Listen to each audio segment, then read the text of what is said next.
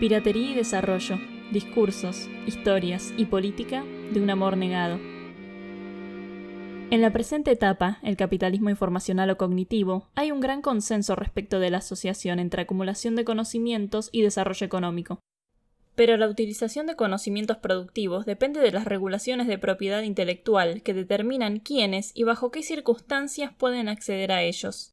En ese contexto se vuelve crucial el debate sobre la denominada piratería, es decir, sobre el uso o reproducción de conocimientos productivos de modo impago y no consentido por los dueños de esos saberes. En general, se asume que la piratería es una conducta ilegal, pero también ocurre en situaciones jurídicas difusas, de vacancia normativa o conflicto entre jurisdicciones, y sobre todo, dentro de la ley, enmarcada por normas que la amparan. Pero ¿cuál es el vínculo entre piratería y desarrollo económico? El abordaje dominante, basado en la economía neoclásica y que permea el sentido común, sostiene que la piratería es perjudicial para el desarrollo. En ausencia de altos estándares de propiedad intelectual y de un combate frontal contra la piratería, las firmas no invertirían en la creación y difusión de conocimientos, ante el riesgo de que otros actores se apropiaran gratuitamente de esos saberes. Sin embargo, la evidencia histórica resulta diametralmente opuesta al discurso dominante.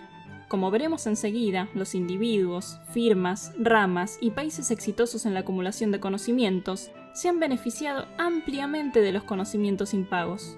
Por lo general, lo han hecho amparados por regulaciones que silenciosamente toleraban o abiertamente estimulaban ciertas formas de piratería. No obstante, luego han borrado sus huellas, tratando de cercar moral y legalmente saberes que ahora reclamaban como propios. Numerosos autores han notado que las fronteras de la ley se demarcan en función de intereses concretos y no de una moral abstracta, y que los actores poderosos impugnan en el presente las conductas que ellos mismos tuvieron en un pasado que silencian. Uno de los primeros fue San Agustín, que en el año 426 escribía: «Con toda finura y profundidad le respondió al célebre Alejandro Magno, un pirata caído prisionero. El rey en persona le preguntó: ¿qué te parece tener el mar sometido al pillaje? Lo mismo que a ti el tener el mundo entero, respondió. Solo que a mí, como trabajo con una ruin galera, me llaman bandido, y a ti, por hacerlo con toda una flota, te llaman emperador». Quizás ciertas formas de piratería sean piezas cruciales de la acumulación de conocimientos que conduce al desarrollo económico capitalista, como lo sugieren las siguientes historias. La primera legislación moderna de propiedad intelectual es el Acta de Venecia de 1474.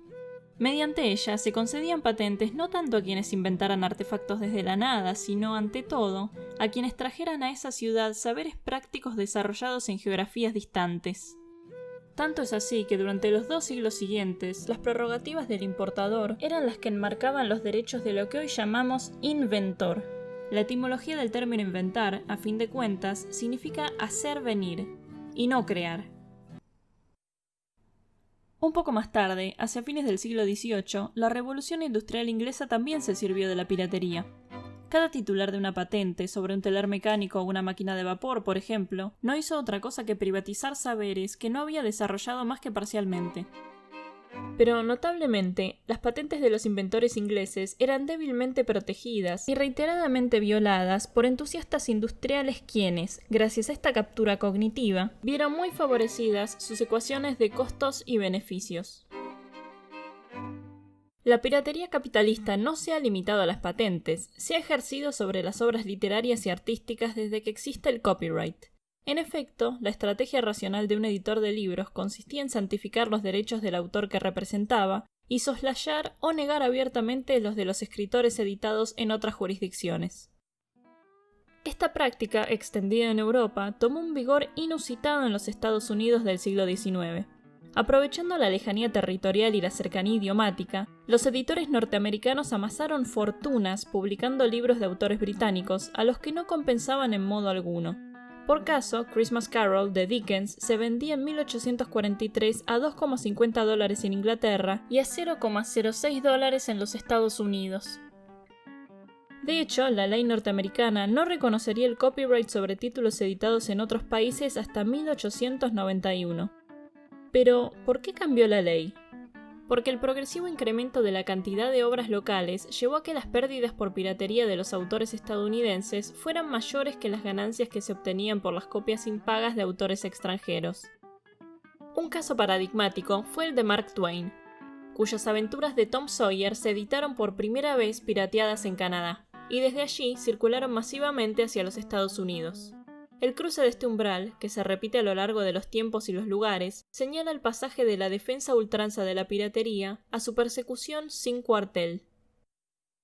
En el plano de la industria, durante el siglo XIX, el capital tenía como límite a la titularidad individual de los saberes y al secreto del oficio. La escasez de trabajadores calificados o su renuencia a aplicar sus conocimientos representaba un cuello de botella insalvable. Ante esto, a principios del siglo XX, el Taylorismo impulsó un movimiento que continúa hasta el presente: copiar de manera impaga las destrezas de los trabajadores más productivos y traducirlas a manuales de procedimientos. Ahora estos conocimientos podían inocularse en trabajadores menos calificados, más abundantes y más baratos, o incluso en maquinarias. La piratería comandada por empresas también engulle conocimientos cuya titularidad corresponde a otras firmas. Un caso emblemático es el de los estudios de Hollywood. Hacia 1908, mediante patentes, fallos judiciales y asociaciones, Thomas Edison y la Motion Picture Patents Company se habían hecho con el control monopólico sobre los insumos para producir cine y demandaban el pago de regalías a las salas de exhibición y productores. Sin embargo, varias compañías autodenominadas independientes rechazaban pagarle las regalías a Edison. Eran las que luego devendrían en Universal, Paramount, Fox, 20th Century y Warner. En buena medida para evitar la fiscalización de Edison, deciden radicarse en el oeste. Así es como en 1911 Carl Laemmle funda la Universal City para todos los trabajadores de la firma. Había nacido Hollywood. No obstante, la piratería sobre otras empresas ocurre más frecuentemente respecto de las radicadas en otras naciones. A principios del siglo XX, el dominio germánico en la industria química era indiscutido. Los Estados Unidos importaban masivamente productos de ese origen. Sin embargo, a partir de la Primera Guerra Mundial, esas importaciones quedaron vedadas y la producción local tuvo un impulso inicial. El fin de la guerra trajo el fantasma de la competencia alemana, que aplastaría la incipiente industria norteamericana. Entonces, un comité de firmas químicas diseñó un plan sencillo. Aprovechando la victoria militar, se obligaría a los laboratorios germanos a ceder sus patentes más valiosas a precios ínfimos. En 1919, las firmas norteamericanas compraron todas las patentes que revestían algún interés para ellas en la suma de $250.000. Considerando que el valor de mercado de apenas 4 de estas patentes era de $18 millones, parece haberse tratado de un buen negocio. Una vez más, con la ley hecha a medida de ciertas firmas, vemos cómo la apropiación de conocimientos sin una compensación debida impulsa el despegue de una rama económica. La piratería no es menos relevante en el caso de las empresas informacionales. En 1980, IBM estaba por lanzar al mercado la PC, la computadora que revolucionaría el mundo de las tecnologías digitales.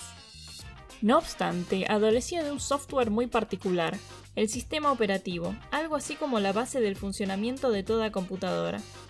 Luego de que un joven Bill Gates confesara que su firma, Microsoft, tampoco tenía la capacidad para elaborar tal software, los negociadores de IBM recibieron la recomendación de visitar a Gary Kildall. Este había creado el sistema operativo más popular del momento, CP/M. Las partes no llegaron a un acuerdo e IBM volvió a Gates, quien resumidamente de la noche a la mañana se había hecho de un sistema operativo extremadamente parecido a CP/M, llamado Q2. Tan parecido que, según los abogados, con los estándares del presente, el Q2 habría constituido una violación a los derechos de propiedad intelectual de Kildall, pero que con las leyes y jurisprudencia de 1980 no significaba infracción alguna. Por cierto, los estándares de propiedad intelectual más restrictivos fueron impulsados por Bill Gates. Así, Microsoft licenció, con pequeñas modificaciones, el sistema, ahora llamado DOS, a IBM, estableciendo la novedosa idea de un pago por copia vendida. La PC y sus clones compatibles se vendieron por millones, cosa que catapultó a Microsoft aún más que a IBM, dado que el DOS se volvió el estándar del que dependían todas las computadoras personales. Nuevamente nos encontramos a la piratería amparada por la ley, signando la infancia de las corporaciones poderosas. Corporaciones que luego operan sobre las normas para impedir que los competidores ulteriores utilicen su misma estrategia. Podemos ahora sistematizar el recorrido que han seguido los procesos exitosos de acumulación de conocimientos y capital en relación a los derechos de propiedad intelectual y la piratería. En una primera etapa, la piratería es rampante. Se desconocen lisa y llanamente los derechos de otros titulares. Las firmas desarrollan sus bases de conocimientos violando esos derechos, pero sobre todo evadiéndolos mediante legislaciones locales. A partir de cierto nivel de acumulación de saberes, sin embargo, se empieza a requerir que otros individuos, firmas o países respeten los derechos que la unidad productiva ha podido establecer. Pero para obtener el reconocimiento de la propia titularidad, ha de aceptarse la de otros. Consecuentemente, se debe detener, en cierta medida, la copia impaga de saberes ajenos. Hay que pagar licencias, establecer acuerdos, sancionar nuevas leyes o avenirse a las existentes. Luego de esta transformación dramática, que puede tomar más o menos tiempo según el caso, se entra en una tercera fase, la de la acumulación bajo las reglas de respeto a la propiedad intelectual, y más específicamente, la de su defensa y propagación por todos los medios disponibles. Así, una parte crucial de la estrategia de las firmas y países exitosos en la acumulación de conocimientos consiste en patear la escalera y prescribir para los actores periféricos un camino completamente distinto al que ellos recorrieron. Aumentar primero los estándares de propiedad intelectual y esperar a que sobrevenga luego la acumulación de conocimientos. Esta estrategia de silenciamiento de la propia historia se concretiza en discursos morales sobre la piratería, argumentos de la economía neoclásica y especialmente regulaciones jurídicas. En efecto, a través del dramático aumento de los estándares de propiedad intelectual a los que obligó desde 1994 el ADPIC, Acuerdo sobre los derechos de propiedad intelectual relativos al comercio, se ha dificultado o impedido por completo recorrer caminos alternativos a los actores periféricos. El desarrollo requiere de la creación y difusión de conocimientos productivos. Los individuos, empresas y países de las periferias debemos decidir si seguimos el camino que los actuales exportadores de propiedad intelectual nos prescriben y dicen haber seguido, o el que recorrieron efectivamente.